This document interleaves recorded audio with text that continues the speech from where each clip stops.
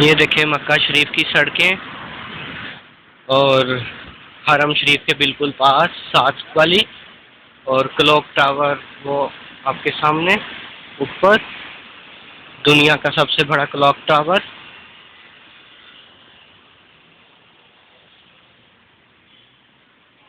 और ये मेरे साथ में शॉप्स हैं, दुकानें देख रहे हैं। ये देखें इस तरह की मैंने भी टेंट कराई थी आपके सामने।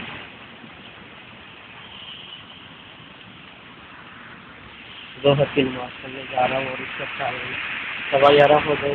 आप क्लॉक टावर से देख सकते हैं ऊपर।